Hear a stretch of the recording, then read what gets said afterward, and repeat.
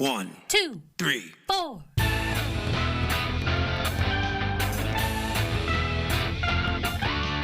Monster movie. Fun time, go! Monster movie. Fun time, go.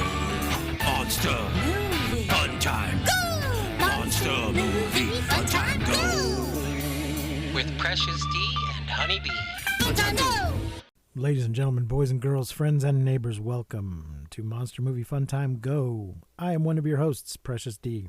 And I am the other one of your hosts, Honeybee.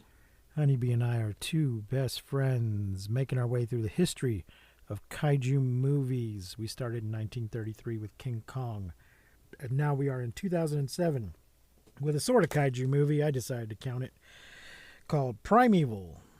It is based on a true story. I feel like they exaggerate a little bit. Well, you know, you got to when it's a movie. Directed by Michael Cattleman. And it stars Dominic Purcell as Tim Manfrey, Brooke Langton as Aviva Masters, Orlando Jones as Stephen Johnson, Jürgen Prochnow as Jacob Krieg, Gideon Emery as Matt Collins, Gabriel Malema as Jojo, Dumasani Mbabe as Hahuto, Harry Nkwesa, Little Gustav. Oh yeah, he's the bad guy.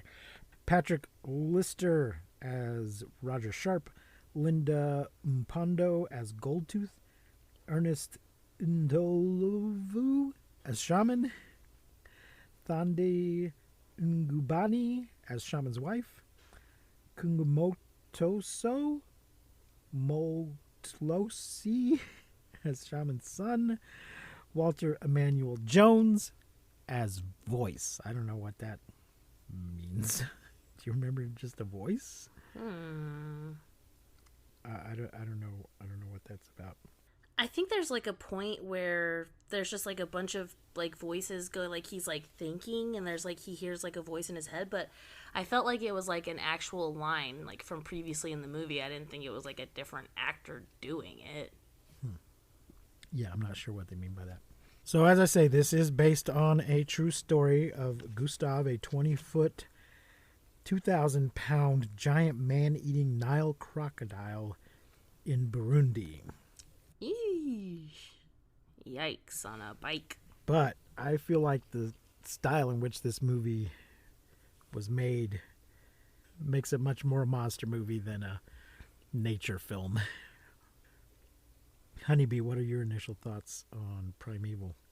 I'd say my initial thoughts are kind of like if Ghost in the Darkness and Anaconda had a baby, it'd kind of be this movie a little bit. Which one is Ghost in the Darkness? Ghost in the Darkness is that movie where there's like a tribe of people being eaten off by these like huge lions, and it's also based or inspired by true events. Right. It's like these people are trying to build a train, like build a railroad so that they can get goods like imported to them, and they just keep getting picked off by these lions, so then they hire a white guy to come in and save the day. And he like brings his family. It's like it's a true story. It's similar in the sense of that. Like there's a big giant thing eating these people, and they like need someone to come and save them. But it's very different, in the sense of the pacing of the movie and the action of the movie. This movie is nonstop action. I want to say the only different and like why that is because there's also a civil war going on, while as in Ghost in the Darkness, there's only the lion situation, not also a civil war happening. So that gives a lot of different dynamics, but It kind of still has that same premise, I suppose. So, but it did make me wonder, watching this movie made me wonder if we were going to watch things like Deep Blue Sea or like where there are, or like Ghost in the Darkness, where there are just bigger animals fucking shit up because they have been made bigger for some reason, you know? Right. Like, I know we'll probably do, like, The Meg. Yeah. Because we have to. Really but, you know, like, things like... Yeah, because it's really fucking big. Daikaiju. So there was a real capture attempt, but it went on for like 2 years. They did have to leave Oh, the country shit. because of an ongoing civil conflict. According to Wikipedia here, it says, in capturing the killer croc, Patrick Fay and other scientists attempted to capture Gustav over a period of 2 years. And capturing the killer croc is in italics, like it's a title.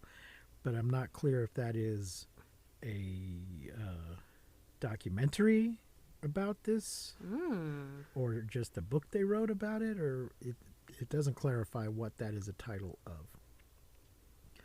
So this, being a movie, it condenses that timeline, and I think they all have fictional names, but it is based on that attempt to capture. Man, this movie, it's so action packed, and I feel like because of the civil things going on, there's never a moment in this movie where you're just like sitting there comfortably. It's like constantly like ha ha ha rah, rah.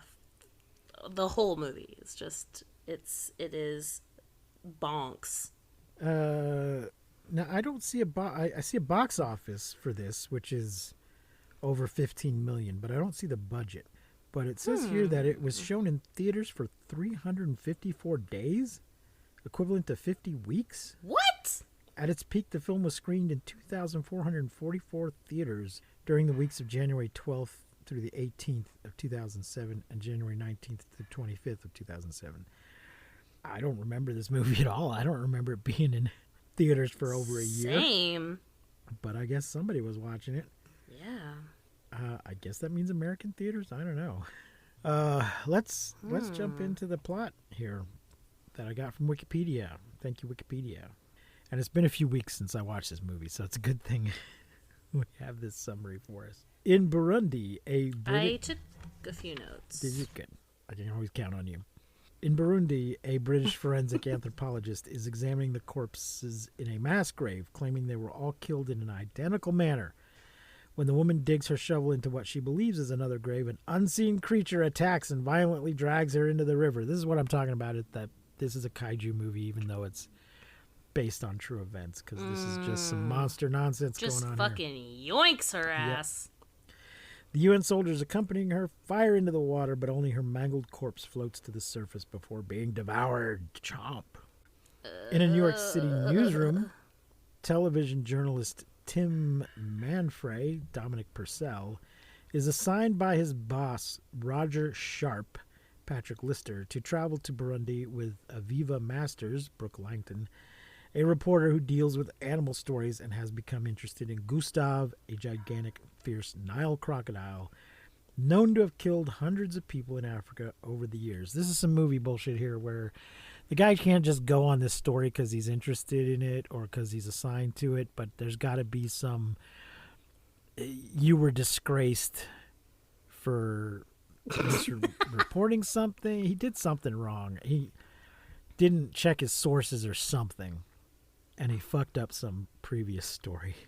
So now he's in trouble, and this is his way to get back, is to go do this story. So that he they're doesn't sending him wanna to do. Africa. Yeah. Let's see. With the killing of the anthropologist... Oh, they also say in this moment, they talk a little bit about the legend, how Gustav is a legend, and it's been happening for hundreds and hundreds of years, which kind of also makes it a little kaiju-y, I'd say. Oh, did they say hundreds of years? Mm-hmm. Oh, I don't remember that. Yeah, that he's been just, eating people for hundreds of years, yeah. I mean, he's killed hundreds of people. Let's see. She's become interested in Gustav, a gigantic, fierce Nile crocodile known to have killed hundreds of people in Africa over the years. Well, it's because they can live. That's what it is. They can live Oh, for yes, hundreds that's of true. years. They and can he's live- been they can live around along. for that time. They can live a long, long time. And they are older than dinosaurs. They are largely unchanged. They basically hit their peak evolutionarily, and they're like, well, this works. No need to move any further than this. This is working That's for us. crazy.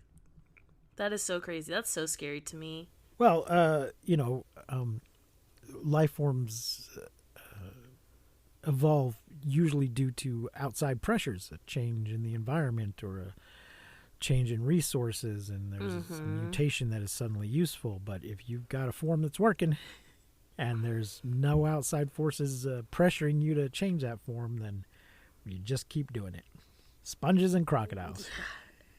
But the crocodile made the mistake of killing a white woman, so suddenly a story of interest to the world. I love when the guy makes the O.J. Simpson joke. He's like, man, he fucked up like O.J. did by killing that white woman. Yeah. But he has, I almost said rest in peace, O.J. Simpson, but what I mean to say is fuck you, O.J. Simpson. Oh shit, that's funny. Right before the O.J. Simpson joke, that's where I have the note where the guy, there's a kid, I think it's Jojo, who says like that this has been going on for hundreds of years, like he's killed my family, he's like, this has been going on for hundreds of years. And the guy, the black guy, who I knew from The Replacements, but I don't know what else I've seen him in, but he's like, he just looks him dead in the face and says, 100 years, yeah, right, man. And I'm like, who would say that? Who would say that to someone who is like, my whole family is dead, this has been going on for hundreds of years? Even if you don't believe it, you don't say to someone's face who just told you that their family for hundreds of years has been dying by this attack, yeah, right, I don't believe you. I was like, holy shit, that is kind of fucked up. But then he made the O.J. Simpson joke, and I was like, okay, it's kind of funny. Orlando Jones used to be on Mad TV. Maybe that's what you've seen him in. Oh, okay, yeah, that? Probably. You are watching Mad TV. Yeah. Mm-hmm.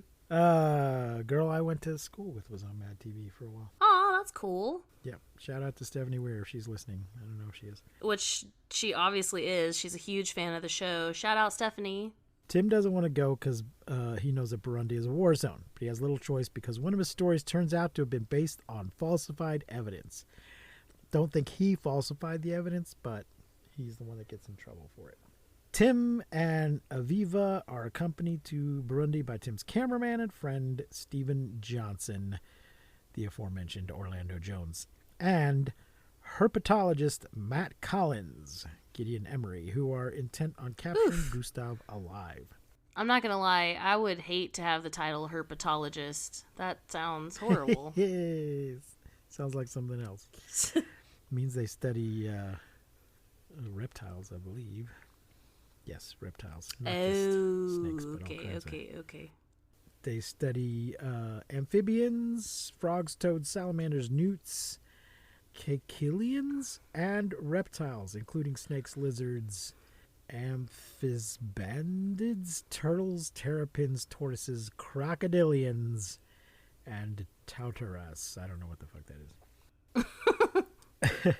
They do not study all the dinosaurs that are still alive. Yeah. At the airport in Bujumbura, they are met by a government official, Hahuto Mkwesa, who goes by Harry for the white people. He tries to delay their departure by warning them of unrest in the bush caused by a dangerous warlord who has nicknamed himself Little Gustav.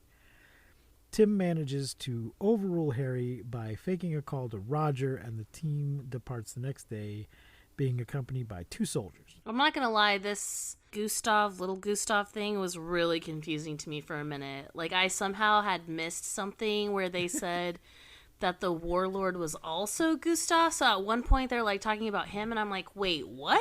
And then like they kept going back and forth, and I like missed that somewhere and was very confused for a portion of time because I did not I don't know how I missed that, but it was very confusing. No, the warlord has named himself after the crocodile to scare everybody because he's as ruthless and dangerous as the crocodile, but he's not as large, so he's Little Gustav.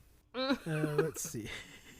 They meet their guide, a licensed hunter named Jacob, who is Jürgen Prochnow, and blessed by the local shaman. The friendly villagers assemble a steel cage in order to capture Gustav and take the cage to a nearby swamp. The first attempt to capture Gustav by placing a goat as bait fails, but Matt manages to shoot a tracking dart into it. There was a thing in the real story about their last attempt. They put a goat in, but then something went wrong with the camera, so they didn't actually have any footage of Gustav getting the goat, but the goat did in fact disappear. So what was stupid about it? I just think it was like, it just felt stupid. Like, okay, this thing, we're gonna trap it in a steel cage. Like, they obviously, in my brain, when this is happening, I'm like, obviously, you're not just gonna, like, it's not like a skunk or something where you just trap it in a cage and then it just sits in the cage like, oh no, what are you gonna do with me? No, it's gonna fucking fight and roll like you do. I was like, what are they gonna do when it gets in there and just starts fucking rolling? And it's gonna, I just thought the steel cage was, I mean, what else were they gonna do? Sure, but it was just kind of underwhelming and lame. I was like, this is not a good plan. Yeah. Well, and it doesn't work. Because he's gonna fight it. Yeah. The next day, Stephen happens upon the shaman and his family being executed by men working for little Gustav and films it. While the others debate airing the footage, this is tough. Jojo, Gabriel Malaman, a teenage villager who helped set up the cage, uses himself as live bait to capture Gustav. Is that what he was doing? Yeah, he was like calling him because he wants to capture him. So bait. Yeah, when they ask him, what are you doing? He says, well, if I capture Gustav for you, then you'll take me to America. So he's like trying to escape the war and stuff, and he thinks that if he does this for the man, that they'll like take him, which is so funny. Is like the best line in the whole movie is between this guy. I have to talk about this guy though. What is the actor's name that we were talking about? That's on Mad TV. That was also in The Replacements. The black guy. Orlando Jones. Orlando. I feel like his character... He was in The Replacements? Yeah, he's in The Replacements, the football movie. Oh, okay. He's the guy who can't catch the ball. They, like, lather him up with this, like... I have not... I don't watch football glue so he can catch the ball. It's a really good movie. I don't know... I, to this day, don't know the rules of football, and I love that movie. It has stuff to do with football, but it's really not, you know what I mean? Like, yes, it's a football movie, right. But it's more like the guys and how funny it is. But... Right. Yeah, they at one point they like lather his hands with glue so he can actually catch the ball, and he's like, "This don't look natural. It looks like I just jacked off an elephant." It's so funny. Anyways, this guy, his like character in this movie, I feel like we all know this guy. Do you know what I mean? Like we all know a guy like this who's like kind of annoying and like really like loud and makes a joke out of everything and is like really funny and you love him, but he's also just like, "Oh God, here we go." You know what I mean? I mean, he's kind of a stock character in these movies. He's Hank Azaria in Godzilla. He's any number of goofball sidekicks in any number of movies. But it's not just the sidekick part. What is his name? Orlando what? I'm trying to make sure we're talking about the same guy. Orlando Jones, the cameraman. Jones. Yeah, okay. Yes, yeah. That guy. He's the comic relief. 56. He's the funny sidekick. Yes. That's my age. He's my age. Yeah, but nice. I feel like he just is like that. I just feel like I know this guy in real life, you know? Like I just okay. He just like with the jokes he makes and the things that he says, I feel like we all know this guy. Also, we have to talk about before the execution when they're all like in the like meeting everybody for the first time and they're like in the city and the people are like, "Okay, sing. Like sing your song for us now. Sing." And they're like, what? We don't." So they're like, "Come on, sing your song." And so the girl just starts singing Amazing Grace. Yeah. So I think we need to explain a little more. They're around a campfire with some natives and they have just performed some native dance and drums and singing and stuff. And so then they turn to the visitors and like, "It's your turn now." And they're all like a bunch of dumbasses just sit there. And yeah, then the woman starts singing Amazing Grace a little, not off key exactly, but off tune. Her tune doesn't seem quite right. Yeah. She has the tune wrong, it seems to me. I'm like, you have sung this song before, haven't you? It was kind of like they told the actress, "Sing Amazing Grace," and she's like, "I've never sung that song before." They're like, "What?" Yeah, it was exactly like that. Yeah.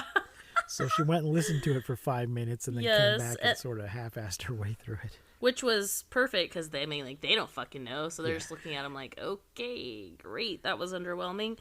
But then there's this part with the shaman before he and his family gets executed where he's like, I guess, I don't know, doing shaman things, like blessing them or like getting them prepared to go fight the monster. I don't know. And he like blows smoke in their face. And the guy's like, man, this is some good shit. I'm going to have to get a bag of that before I leave. And then the shaman starts speaking English. And I was like, is he really speaking English or are the drugs working? And they just think he's speaking English and think they can understand him now because he just blew smoke in all of their faces. Right. It was really funny. But yeah, then he gets executed, and that's very sad. Yeah, I thought it was just one of those things where, like, oh, turns out the guy could speak English all along and was just kind of fucking with us. So, and then it just has this translator here translating everything because as a power move. You do it as a I thought it power was the move. drugs. I mean, it could go either way. So the kid tries to use himself as bait. The beast arrives and tries to devour him, but disappears as Tim, Matt, and Steven race to rescue him. Meanwhile, Aviva catches one of the soldier escorts stealing money from a tent. The soldier knocks her down and attempts to rape her, but Gustav arrives and kills him because it's that kind of monster movie, I guess, where the monster knows if you've committed a sin. He doesn't like rapey men, is what we're saying. He just seems to have come very far out of the water to kill this guy because he deserved it. But, it's a crocodile. What does he know about? It just seemed like, okay, yeah, this is a horror movie, not a nature movie. That guy is getting killed not because it makes sense, but because he deserves to get killed. And the crocodile is divine retribution, not just a crocodile. Aviva escapes unharmed and catches up with the others. The remaining guard relays over his radio that the Americans videotaped the shaman's execution. Just as the group realizes that the soldiers work for little Gustav, the remaining guard, believing Jacob videotaped the evidence, wounds him. Jojo intervenes and shoots him. While Jacob's wound is being treated... Go ahead. This is the best part of this is the best line in the whole movie. When Jojo kills that dude, because because what happens is the guy's like, get on your knees. And the one character, he's like, I won't get on my knees. And he like gets right up to him and he's about to shoot him. And Jojo shoots that guy who's about to shoot like one of the good guys. And he turns around and he says, if I have to shove you up my ass to get you through customs, you are going to America with us. Right. And I almost spit my coffee out. I laughed so hard. Yeah. It was the best line in the whole movie, and it was so funny. Yeah. If I have to shove you up my own ass to get you through customs, you are coming to America with us.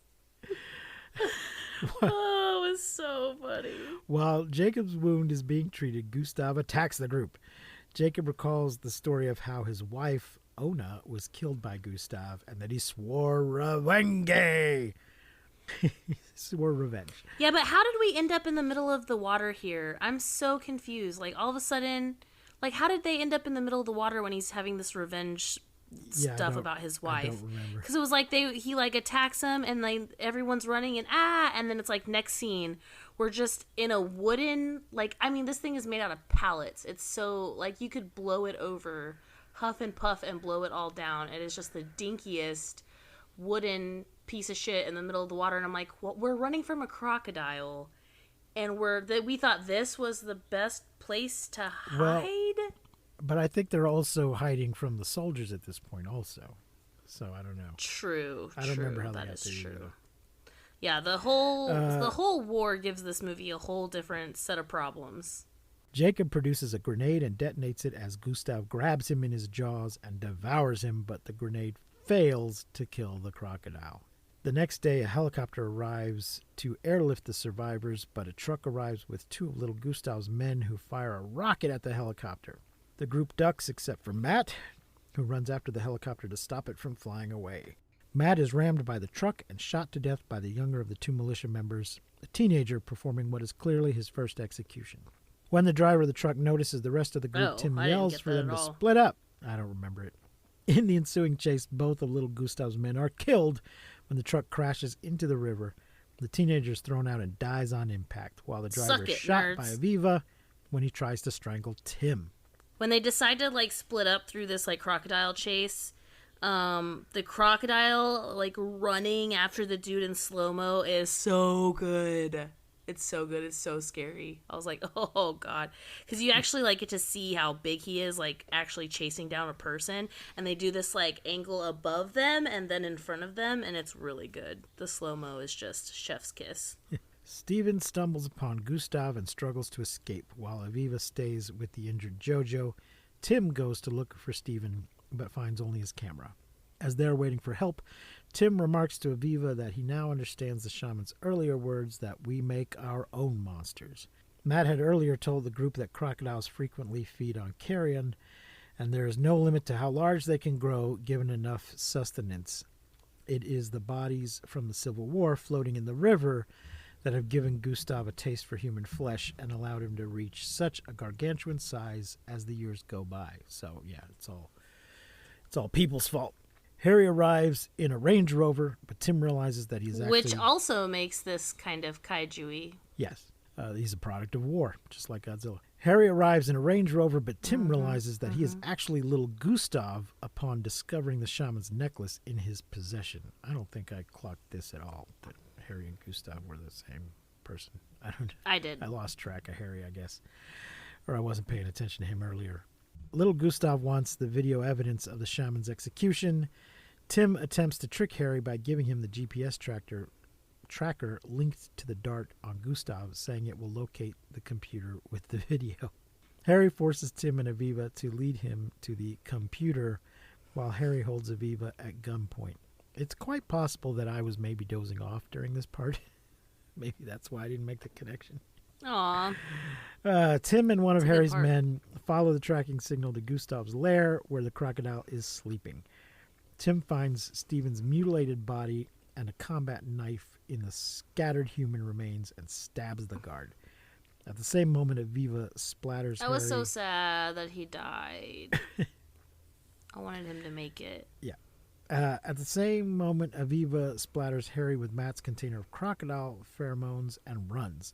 Gustav wakes up and smells the scent of the pheromones, ignoring Tim and Aviva in favor of devouring Harry. Yeah, it's just blood, piss, and shit, in case you were wondering. Tim, Jojo, and Aviva climb into the Range Rover, but Gustav attacks through the rear window. Tim stabs the crocodile in the mouth with a machete. Gustav roars in defeat as the others manage to escape. Weeks later, Tim, Aviva, Jojo, and Wiley receive medical treatment and fly back home to America, watching leftover footage of Stephen on his camera. The end credits state that the Burundi Civil War ended with a ceasefire in 2005. I'm going to assume that that is a true thing. But Gustav is very much alive and still killing people in the Rusizi River of Burundi. Now, I think at this point in reality, Gustav might be believed to be dead, but there's no confirmation of that. No body's been found. Maybe It's a legend, so he'll probably live forever. Well, it could be that there just haven't been any reported killings in a while, so they're just assuming that he might have died. Let's see. In a 2019 article about travel in Burundi, a writer for Travel Africa magazine reported learning that Gustav had been killed. It is not said how he was killed or by whom, and no photographic evidence has ever surfaced, leaving these claims dubious until more concrete evidence is brought forward. So it sounds like it could just be somebody bragging. Yeah, I killed him. I killed Gustav. Well, I didn't have a camera with me, and I didn't get... I would like to bring think two Gustav lives forever. I mean, he could, in theory, live for quite a long time and get very, very big. So, there you go. Primeval, ladies and gentlemen. I will say one thing that we didn't talk about is Wiley. We get to see Wiley in the beginning. She, goes out. He's, on a little raft. And the woman, goes out and she's like, here, puppy. And then later on in the movie, she's talking to Wiley. And one of the African guys is like, why are you talking to a dog? And then the guy's like, well, that's just something we do in our country. And then later, Wiley almost kills us all when we're fucking trying to get his little dumbass in the car so we can leave. Let me tell you something. All I have to do is outrun Wiley, okay? If there is a big crocodile chasing us, I totally forgot that Wiley. Wiley, I'm sorry, Bubs. Yeah, Wiley's a dog. Kind of an ugly Wiley dog, is a tiny little mutt, and even at the beginning, I think he's really cute, but someone does make a comment about, like, damn, that's an ugly-ass dog, but he's just a little terrier. And then Wiley almost kills us at the end, but we escape. We escape with Wiley, and he makes it in the car, or in the plane, and then we get to see Jojo actually talking to Wiley. Which, when the guy was like, why are you talking to a dog? I was like, come on. Everybody talks to a dog. It doesn't matter what language you speak. You gotta at least tell it to, like, get out of the way or, like, something. I'm here. Weren't Let me pet you. Weren't they trying to use Wiley as bait for the crocodile, and she rescues him? They put him out on a little float just off the shore as sort of a decoy, I think. Well, let me tell you. It was... I hate to say it, because, like, I don't, like... Obviously, I've never been chased by a huge crocodile before. And I also have a small dog, but I'm just saying, if there is a stray dog that I do not know, and it will not come to me when I say, Wiley, we gotta go, there's a fucking crocodile chasing us. I'm sorry, Wiley is staying behind. Wiley is bait at that point. Goodbye, Wiley. And I apologize. I know that's horrible, but fuck. Right, but the I was, like, screaming at this lady through the screen, like, fuck the dog, run! But when we first meet Wiley, right, they have put him out on like a piece of wood. They haven't put him. No, he walks out onto the piece of wood. You see him walk out. Okay, onto I it. thought they had put him there as kind of like he walks like off the dock and then walks onto the raft. Okay, I thought they had put him there thinking, well, we've got to do some work here in the water, but this crocodile keeps coming. So if we put a dog out a little bit further away from us, it'll go eat the dog instead of us. You know, that'll be our canary in the coal mine. I mean, that's smart. It's smart. That's not what happened. I'm not remembering that correctly. It sucks. Honeybee, but it's true. What are you going to rate Primeval? I'm going to give it... I think I'm going to give it 4 stars. Wow. I liked it. It was, I mean, from the beginning, like, from the very beginning, the first 5 minutes of the movie is just, like, we see a guy slinging a decapitated head into a bag. So it's very, like, it starts off very gruesome, and the whole movie is pretty gruesome because of the war things that are happening. And that's, like, I could see being, like, a tough pill to swallow for some people. If you're, like, not into that, like, maybe don't watch it. But it does give, like, a whole nother dynamic of the horror of this monster, you know? Because, like you said, not only are they running from this monster, this, like, primal being that is, like, hunting them, but they're also running from men who are hunting them. And it's really scary. It's a very...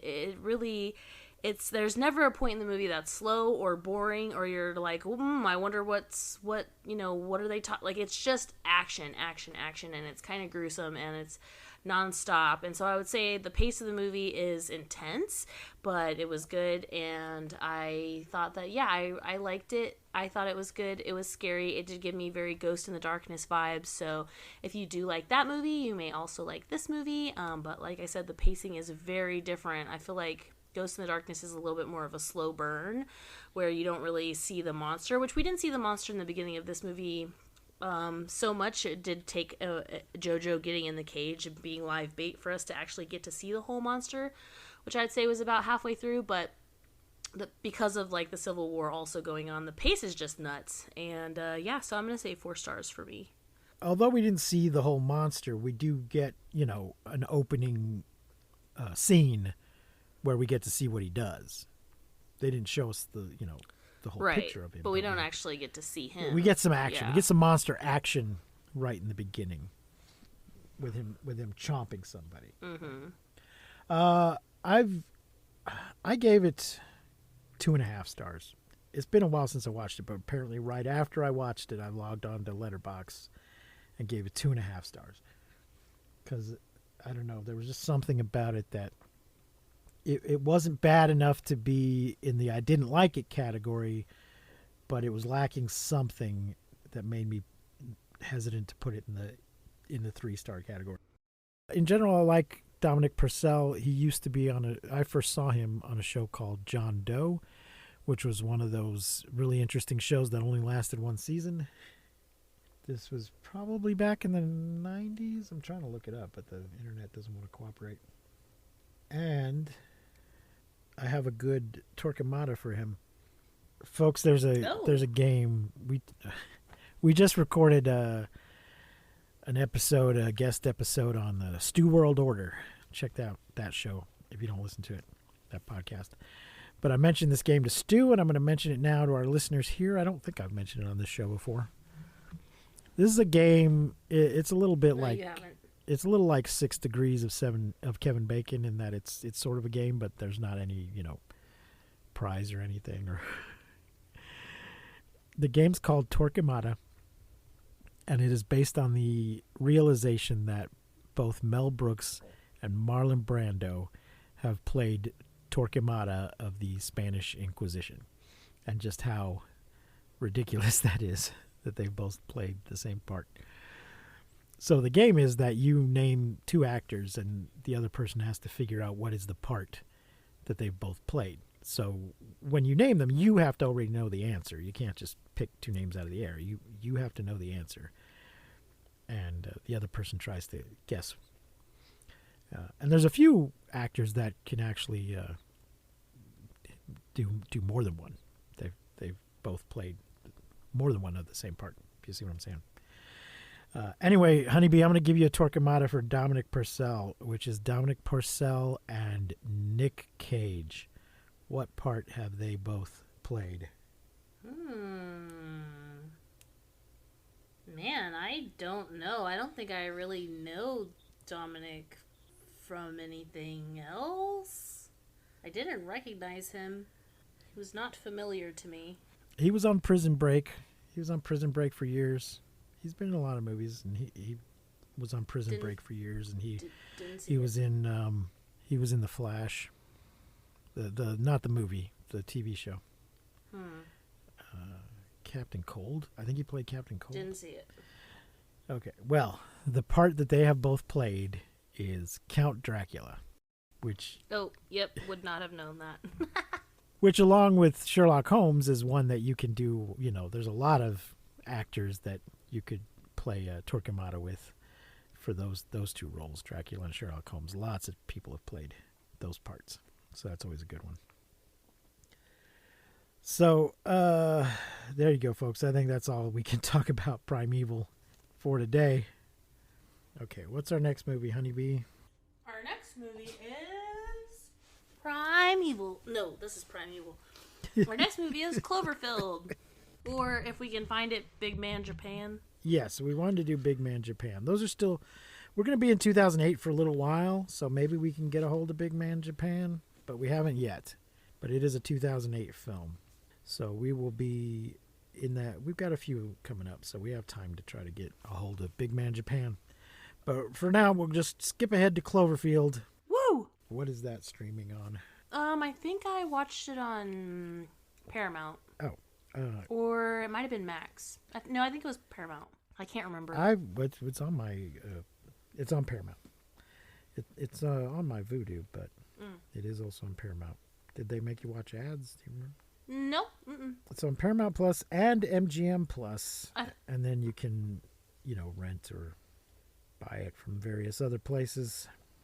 So there you go, folks. That is going to wrap it up for today. You can find all of our information, links to all our socials and whatnot at mmftg.com.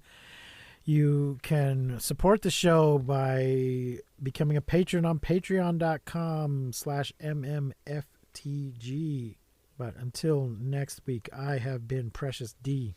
And I have been Honey Bee. Remember to keep calm and take shelter in basements. And please don't misuse science. We won't see you, but you will hear us next time on Monster Movie Fun Time Go. You've been listening to Monster Movie Fun Time Go. If you enjoyed the show, please rate and review us on your podcasting platform of choice. Our theme song is by the Texicano folk rock punk featuring Lita Lopez. You can support the show, find links to our social media, and even leave us a voice message at anchor.fm/mmftg.